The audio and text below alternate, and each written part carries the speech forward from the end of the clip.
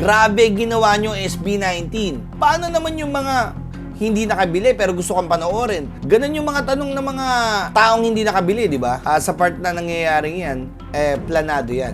May purpose, may reason. Kasi para sa akin mga tol, kung paano na napaghandaan ng pagsibol, pagtatag, simula at wakas, even ang mga ganitong simpleng sitwasyon para sa akin, planado pa rin yan. At aral. Ganun siya mga tol. Damn! Basta sabihin ng iba, hindi mo kaya.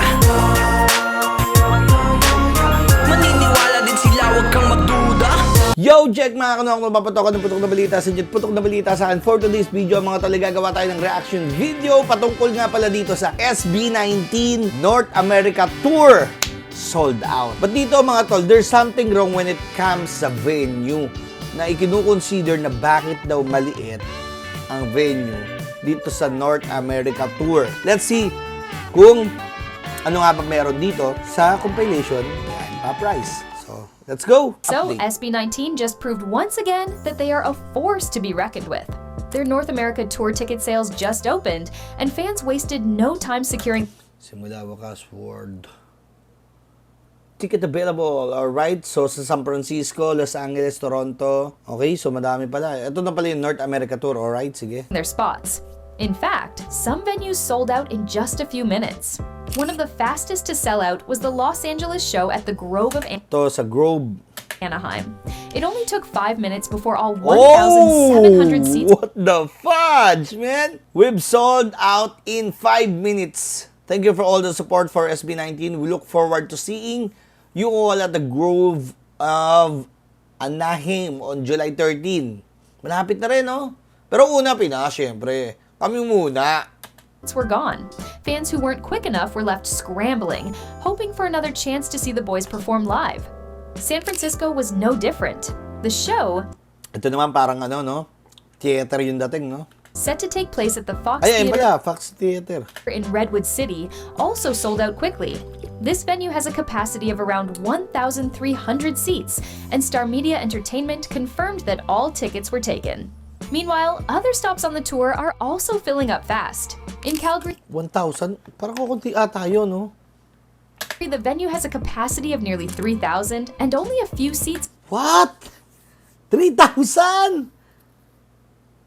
Guys, paalala lang ha. Umaabot tayo ng 100,000. Tapos dito, 3,000 lang. are left. Vancouver, which holds about 1,800 people, is also close to selling out. Honolulu is in the same situation, with fans rushing to grab their tickets before it's too late. With how fast these tickets are selling, many fans are now calling for bigger venues. Some are saying that the Siyempre naman, mga tol, tingin ko, possible magkaroon ng ano dito, tanong ang mga tao, no? Grabe ginawa nyo SB19. Paano naman yung mga hindi nakabili pero gusto kang panoorin? Ganun yung mga tanong ng mga taong hindi nakabili, di ba? Sa part na nangyayari yan, planado yan. May purpose, may reason. Kasi para sa akin mga tol, kung paano na napaghandaan ng pagsibol, pagtatag, simula at wakas, even ang mga ganitong simpleng sitwasyon para sa akin, planado pa rin yan. At aral. Ganun siya mga tol. demand clearly shows SB19 could fill larger arenas. I know why nag-stay sa maliit. They literally need bigger venue na. Kasi nga, maraming fanbase ang SB19. After all, their talent and growing fan base deserve a bigger stage. One fan shared on X that they had a conversation with one of the concert's producers. Oh! Okay. Are they going to snitch yung conversation? When they asked why SB19 was performing in smaller venues, the producer reportedly said that bigger venues would mean higher ticket prices. They claimed that SB19 wanted to keep the tickets affordable for their fans. Ooh! Ganun kasi talaga sila, no, mga tol, no? Don't get me wrong, mga tol, no? Hanggat maaari nga, kung kaya nilang ibigay yung libre ticket, ibibigay nila eh. Kasi ganun sila magmahal sa mga 18.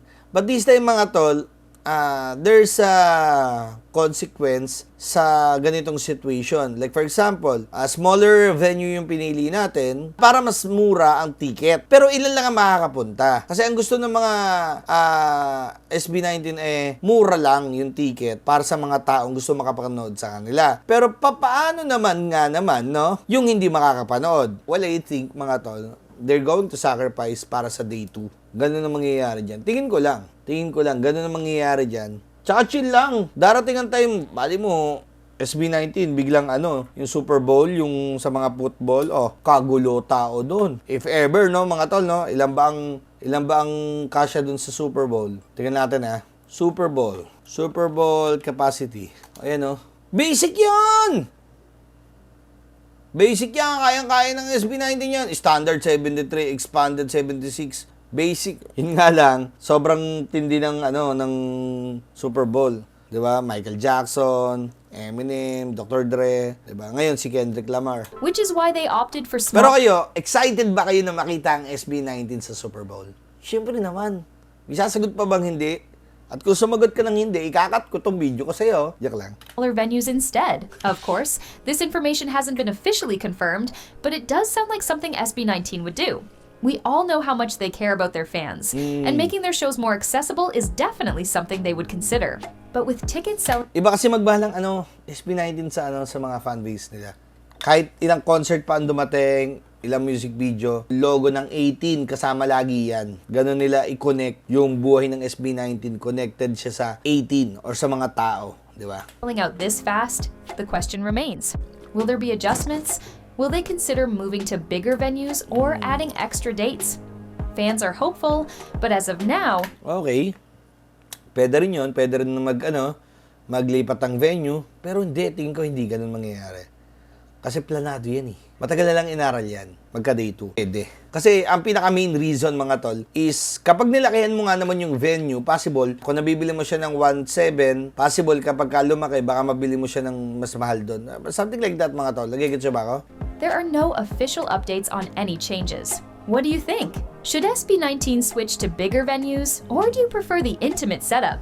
Let us know in the comments. Para sa akin, hindi na. Kayo ba? Para sa inyo ba? Gusto nyo ba paltan? Comment lang kayo sa baba kung gusto nyo. Kasi kung gusto nyo, ipipm ko talaga yung SB19. Tawagin ko nga si Ken. Tawagin ko si Ken. Ayun Patawagan ko. Ayun So yun, pasensya na. Medyo hindi tayo makapag-live ngayon kasi nga medyo busy lang at nagtatrabaho na rin ako ngayon.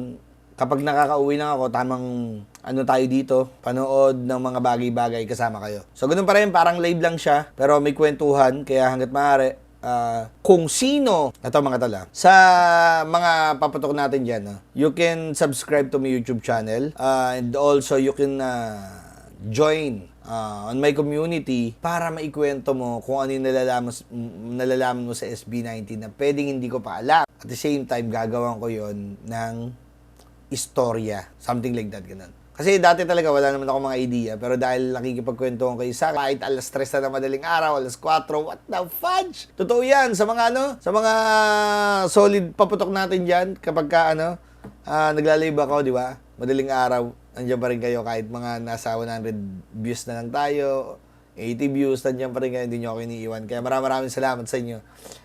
Eto na, andito na tayo sa puntong nagawa tayo ng mga uploaded videos na patungkol sa SB19 at nagbibigay ng kaalaman para naman sa iba na gusto rin makakilala ang SB19 sa pamamagitan ng aking platform. So, sa mga nag-aantay naman ng mga reaction video ko, when it comes sa rap scene, rap music industry, stay put lang.